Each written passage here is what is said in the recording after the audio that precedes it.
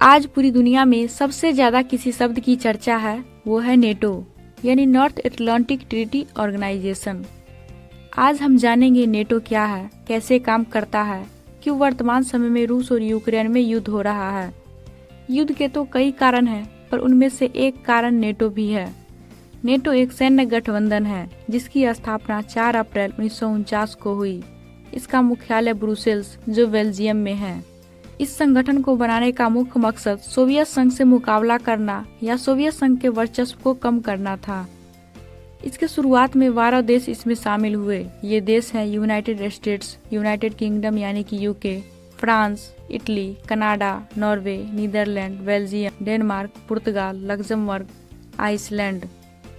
NATO की स्थापना का मुख्य कारण की बात करें तो द्वितीय विश्व युद्ध के बाद सोवियत संघ ने पूर्वी यूरोप से अपनी सेनाएं हटाने से मना कर दिया और वहां के साम्यवादी शासन की स्थापना का प्रयास किया।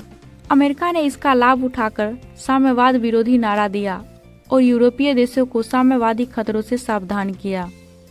उसके परिणाम स्वरूप यूरोपीय देश एक ऐसे संगठन के निर्माण हेतु तैयार हो गए जो उनकी सुरक्षा करे। द्वितीय विश्व युद्ध के दौरान पश्चिम देशों ने अत्यधिक नुकसान उठाया था, अतः उनके आर्थिक पुनर्निर्माण के लिए अमेरिका एक बहुत बड़ी आशा थी। ऐसे में अमेरिका द्वारा नेटो को स्थापना का उसने समर्थन किया।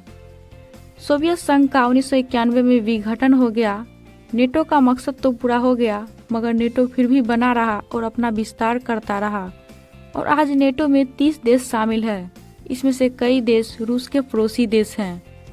नेटो संगठन का मूल सिद्धांत यह है कि यदि किसी एक नेटो सदस्य देश पर हमला होता है तो बाकी देश उसकी मदद के लिए आगे आएंगे। इसी कारण से रूस अपने पड़ोस के देशों को नेटो में शामिल होने पर ऐतराज जताता रहा है। इसके बाद भी अमेरिका कई सारे रूस के पड़ोसी देशों को नेटो में शामिल करता रहा। रूस का एक पड़ोसी देश है यूक्रेन, जो एक तरफ रूस से और दूसरी तरफ यूरोपीय संघ से सटा है। हालांकि हाल के सालों में यूक्रेन का झुकाव पश्चिम की तरफ अधिक रहा। उसका यूरोपीय संघ और नेटो का हिस्सा होने का इरादा उसके संविधान में लिखा है। फिलहाल यूक्रेन नेटो का एक सहयोगी देश है। इसका मतलब ये है कि इस बात को लेकर सहमति है कि भविष्य में कभी यूक्रेन को नेटो में शामिल किया जा सकता है। रूस पश्चिमी देशों से ये भरोसा चाहता है कि ऐसा कभी नहीं होगा। हालांकि अमेरिका और उसके सहयोगी देश यूक्रेन को नेटो में शामिल होने से रोकने के खिलाफ हैं। उनका तर्क है कि यूक्रेन एक स्वतंत्र राष्ट्र है जो अपनी सुरक्षा को लेकर निर्णय ले सकता है और गठबंधन बना सकता है। रूस के राष्ट्रपति व्लादिमीर पुतिन का दावा है कि पश्चिमी देश नेटो का इस्तेमाल रूस के इलाकों में घुसने के लिए कर रहे हैं। वे चाहते हैं कि नेटो पूर्वी यूरोप में अपनी सैन्य गतिविधियां रोक दे। वो तर्क देते रहे हैं कि अमेरिका ने 1990 में किया वो वादा तोड़ दिया है जिसमें भरोसा दिया गया था कि नेटो पूर्व की तरफ नहीं बढ़ेगा। वही अमेरिका का कहना है कि उसने कभी भी ऐसा वादा नहीं किया था। नेटो का कहना है कि उसके कुछ सदस्य देशों की सीमाएं ही रूस से लगी है और ये एक सुरक्षात्मक गठबंधन है। नेटो के नियम के तहत जो भी देश नेटो में शामिल होते हैं वहाँ अमेरिका खुद का सैन्य अड्डा बनाता है और वहाँ हथियारों, मिसाइलों और सैनिकों की तैनाती करता है।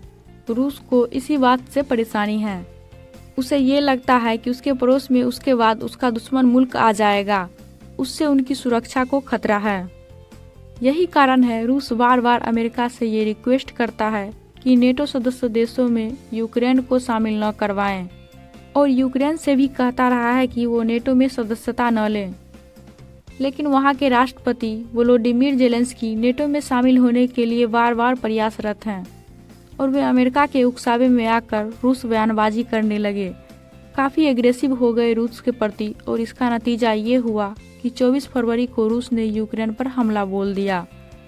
उसके बाद यूक्रेन पूरी दुनिया से मदद मांग रहा है और कोई भी देश उसे मदद करने के लिए तैयार नहीं है। आप इसे एक एग्जाम्पल से समझे। सपोज डेट ये अपना प्यारा भारत है। चीन नेपाल के साथ एक इसी तरह का सैन्य गठबंधन कर लेता है कि यदि नेपाल पर हमला हुआ तो समझा जाएगा चीन पर हमला हुआ और चीन वहां पर आकर अपने मिसाइलों को तैनात कर देता है। इससे भारत की सुरक्षा और संप्रभुता को कितनी बड़ी खतरा पहुंचेगा इसका आप अंदाजा लगा सकते हैं। ठीक इसी तरह की बातें हैं। यही कारण है कि रूस बार बार ये चेतावनी देता रहा कि यूक्रेन को नेटो का सदस्य नहीं बनना है उसने एक रेड लाइन खींच दी। लेकिन यूक्रेन बार बार अमेरिका और पश्चिमी देशों को उकसावे में आकर वो बयानबाजी करता है और जो उसे अपने देश हित के लिए नहीं करना था वही करता है। उसका नतीजा ये हुआ कि अब वो देश युद्ध की विभीषिका झेल रहा है। See you again in the next video.